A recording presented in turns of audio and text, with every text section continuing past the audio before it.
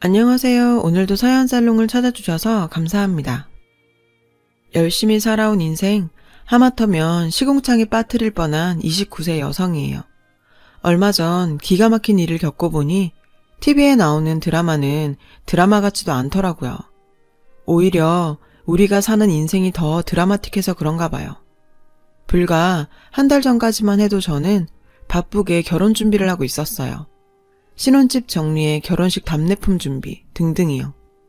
게다가 신혼여행을 떠나는 일주일간 자리를 비워야 했기에 그 전에 제가 맡고 있는 프로젝트도 마무리 지어야 했죠. 그건 남친도 마찬가지였어요. 남친과 저는 대학 동기로 늘 붙어 다니는 동기 6명 중 하나였습니다. 그렇다고 CC는 아니었어요. 1년 전까지만 해도 우린 그저 이성 사람 친구일 뿐이었으니까요.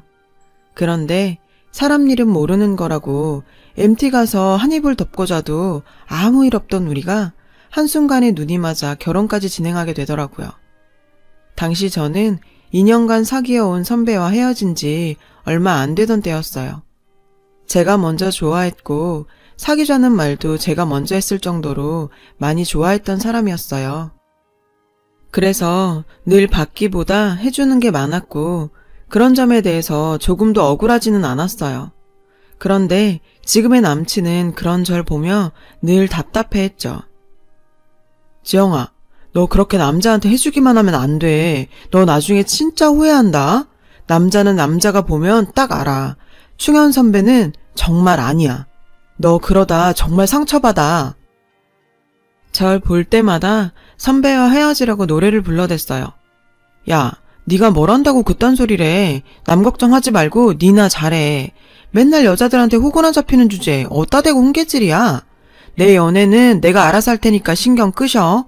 자꾸 이러면 나도 안 본다. 당시 전 선배한테 푹 빠져있던 터라 옆에서 하는 소린 귓등으로도 안 들을 때였죠. 그러니 절 볼 때마다 선배와 헤어지라는 친구 말이 귀에 들어왔겠어요.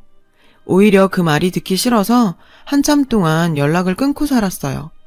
하지만 얼마 뒤 남친의 예언처럼 저는 선배한테 제대로 차였어요. 여자가 있더라고요. 양다리였어요. 근데 기가 막힌 건 그 여자 앞에서 자긴 저랑 사귄 적이 없다고 거짓말을 하는 거예요. 제가 혼자 좋다고 쫓아다닌 거라며 통화 목록을 들이대면서 자기가 먼저 전화한 적은 단 한 번도 없다고 믿어달라고 말이죠. 처음엔 선배 말을 안 믿던 상대 여자는 통화 목록을 보고는 선배 말을 믿는 눈치였어요. 그렇게 저는 2년간 혼신을 다해 사랑했던 남자와 그의 새 애인 앞에서 스토커가 돼버렸죠. 어찌나 비참하고 창피하던지 그날 이후 전 사람들과 모든 연락을 끊고 회사와 집만 오갔어요. 동기들 연락도 당연히 차단을 하면서요. 그러던 어느 날이었어요. 누가 요란하게 초인종을 눌러댔어요. 방범창을 통해 내다보니 문 앞에 남친이 서 있더군요. 어디서 싸웠는지 얼굴은 엉망이 돼선 손에는 캔맥주가 가득 담긴 비닐봉지를 들고선 말이에요. 멀쩡한 얼굴이었다면 문을 안 열었겠지만 그런 몰골로 찾아온 친구를 내칠 순 없었어요. 꼴이 그게 뭐냐? 누구랑 싸웠냐? 남친은 그냥 기분이 꿀꿀해서 지나가는 사람이랑 말싸움을 하다 주먹 다짐까지 갔다고 하더라고요. 그 말을 믿은 건 아니지만 더 묻지도 않았어요. 제 손톱 밑에 가시가 더 아팠던 때라 솔직히 궁금하지 않았거든요. 그날 우린 코가 삐뚤어지도록 진탕 마셔댔고 결국 저는 참았던 서름이 폭발해 콧물 눈물 다 빼며 신세 한탄을 하다가 바닥에 몇 번이나 오바이트를 하고는 침대에 올라가 잠이 들었어요. 다음날 눈을 떴을 때 온 집안에 가득한 오바이트 냄새와 그걸 치운 흔적들, 그리고 방바닥에서 새우잠을 자고 있는 남친을 발견하곤 정말 쥐구멍에라도 들어가고 싶은 심정이었죠. 잠시 뒤 잠에서 깬 남친은 아무 일 없다는 듯 해장용 라면을 끓여주더군요.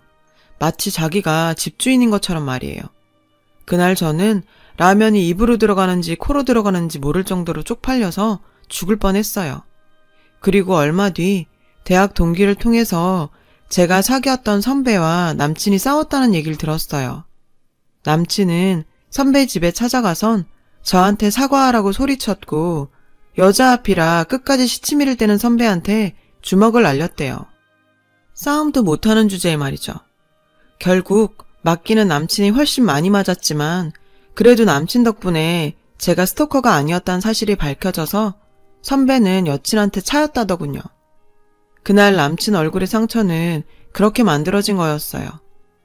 내막을 알고 나니 기분이 묘하더라고요. 살면서 누군가 나를 위해 자신을 던진다는 건 생각도 못 해봤거든요. 잔소리나 할 줄 알았지 이런 대담한 면이 있는지도 처음 알았고요. 그래서일까요? 바보같이 선배한테 당하고도 찍소리도 못하고 물러난 절 대신해서 질게 뻔한 복수열전을 벌인 남친이 왠지 달라 보였어요. 그렇게 남자 사람 친구는 얼마 뒤 제 남친이 되었어요. 그리곤 1년 남짓한 연애를 끝으로 결혼을 결심하게 됐고요. 그것도 아홉수인 29에 말이에요. 시댁에선 올해가 지나고 내년 봄쯤에 식을 올리자고 하셨지만 저희 쪽에서 양해를 구하고 올해 진행하게 됐어요. 사실 저희 엄마가 얼마 전 위암 판정을 받으셨거든요. 그래서 수술 전에 빨리 식을 올리려고요. 다행히 일찍 발견해서 수술을 하면 완치율이 높을 거라고는 하지만 그래도 암은 전이나 재발 위험이 있어서 안심할 수 없으니까요. 시댁에선 이런 사정을 들으시곤 감사하게도 저희 쪽 뜻을 따라주셨어요. 식도 식장 구하느라 고생할 거 없이 가까운 가족들과 친지들만 불러서 삼청동 한정식집 마당에서 조촐하게 치르기로 했어요. 게다가 예당과 폐물도 생략하기로 했죠. 시댁 어른들께서 실용적인 걸 좋아하시는 분들이라 꼭 필요한 거 아니면 생략하자고 먼저 말씀하시더라고요. 저희 쪽이야 반대할 이유가 없었죠. 안 그래도 저는 엄마가 걱정돼서 예단 보러 다닐 때 이모한테 부탁할까 했었거든요. 집은 남친이 살고 있는 전셋집에서 그냥 살기로 했어요. 방 하나에 욕실, 주방 겸 거실이 고작인 좁은 집이지만 살면서 우리 힘으로 조금씩 넓혀가려고요. 그래서 쓰던 살림에 냉장고랑 TV, 침대 정도만 제가 해가기로 했어요. 혼수 비용은 아껴뒀다가 집 넓혀갈 때 쓰려고요. 본의 아니게 상황이 이렇게 되다 보니 결혼 준비가 힘 안 들이고 순조롭게 진행됐어요. 먼저 결혼한 친구들은 제가 결혼 준비하는 걸 보고는 요즘 세상에 너희 시부모님 같은 분들이 또 어딨냐며 엄청 부러워했죠. 솔직히 저도 잘하는 결혼이다 생각했어요. 얼마 뒤 황당한 요구를 듣기 전까지는요. 요기베라였던가요? 끝날 때까지 끝난 게 아니다. 라고 했던 야구선수 말이에요. 그분 말이 맞더라고요. 식장에 들어가기 전까지는 모르는 거였더라고요. 기가 막혀서. 글쎄 남친과 제 앞에선 아무것도 하지 말라고 간략하게 하자고 그렇게 세상 혼자 착한 척은 다 하더니 뒤로 저희 엄마를 불러선 이러셨대요. 이바지 음식 말입니다. 요즘은 다들 전문 업체에 맡긴다고들 하던데 설마 사돈댁에서도 그럴 생각인 건 아니시겠죠? 아니 예단도 폐물도 다 안 하기로 한 사람들이 이바지 음식은 해오라고요? 그래요.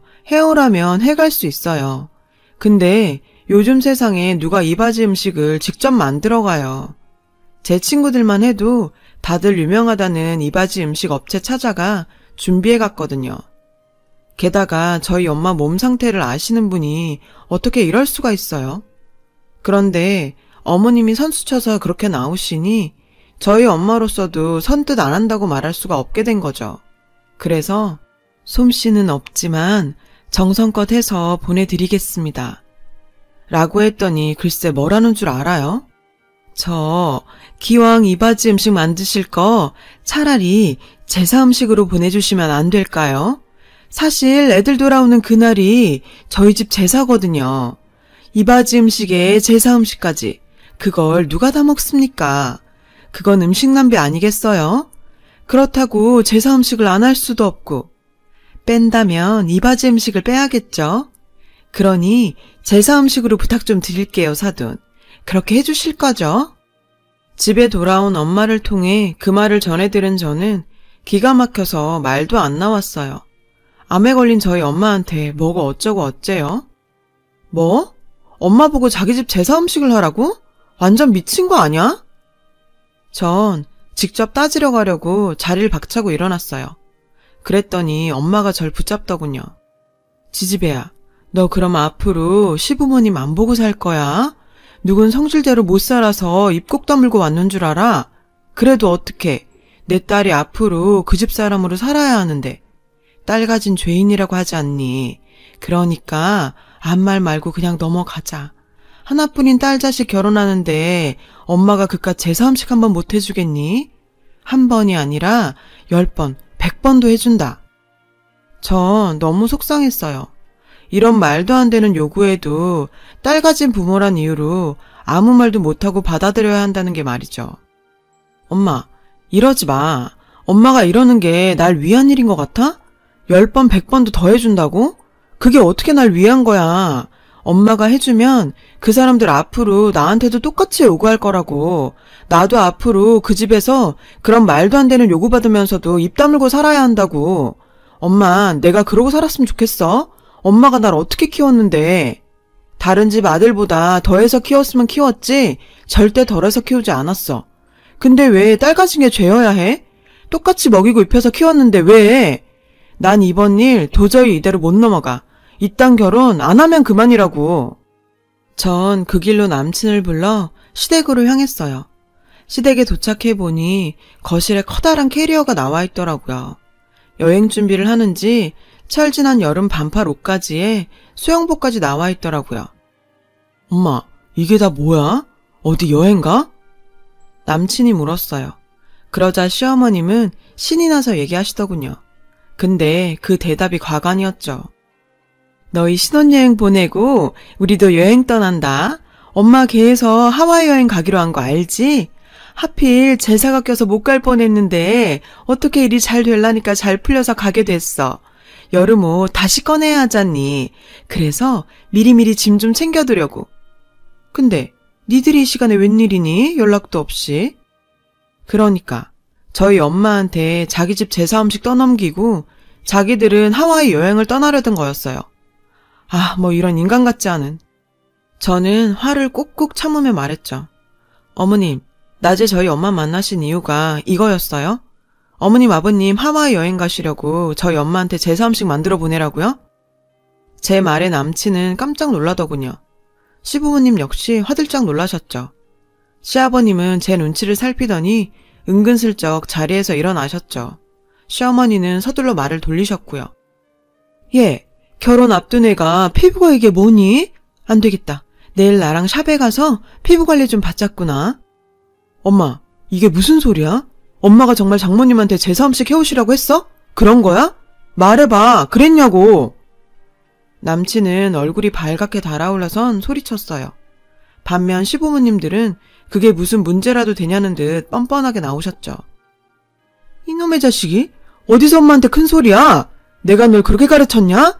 버르장머리 없는 놈 같으니라고. 아버님은 오히려 남친을 나무라셨어요. 아버지도 알고 계셨구나?